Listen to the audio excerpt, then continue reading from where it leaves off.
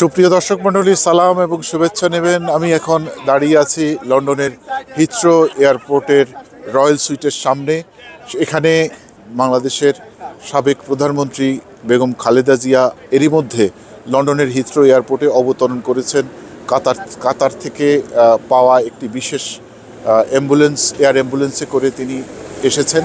তিনি হিথ্রো এয়ারপোর্টে অবতরণ করে এখন যেই প্রসেসগুলো আছে, যে একটা বিমানবন্দরে অবতরণের পর যেই নিয়মগুলো মানতে হয়, তিনি সেই নিয়মতান্ত্রিক পদ্ধতিগুলো শেষ করে কিছুক্ষণের মধ্যেই হিথ্রো এয়ারপোর্ট থেকে বেরিয়ে তিনি সোজা চলে যাবেন লন্ডন ক্লিনিকে, যেখানে তার চিকিৎসা হবে।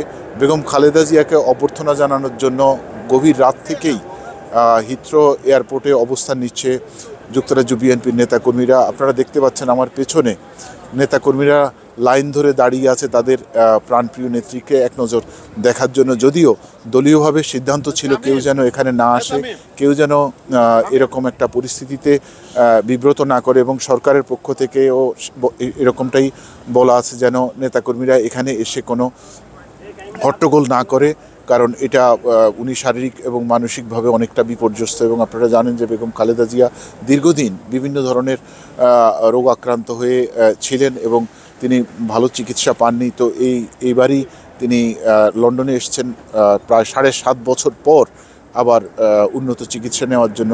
তো নেতাকর্মীদের অনেকেই আশা করছেন যে বেগম খালেদা জিয়া একটা সুচিকিৎসার মাধ্যমে তার নিজেকে আবার ভবিষ্যতে বিএনপির নেতৃত্ব দেওয়ার জন্য হয়তোবা তৈরি করতে পারবেন।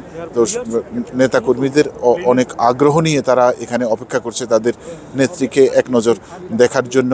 আর এখান থেকে নেতাকর্মীরা বলছেন যে তারা তাদের নেত্রীকে শুধু এক নজর দেখার জন্যই এখানে এসছেন, আসলে তাদের আর কোনো কিছু করার নাই, আর দোয়া করা ছাড়া কোনো উপায় নাই। তো আপনারা দেখতে পাচ্ছেন যে শত শত নেতাকর্মী এই ঠান্ডা আবহাওয়ার মধ্যে, যেখানে এখন এই মুহূর্তে এখানকার তাপমাত্রা 0 বা 0-র নিচে বা -1, এই তাপমাত্রার মধ্যে তারা রাত থেকে এখানে অপেক্ষা করছেন তাদের নেত্রীকে দেখার জন্য।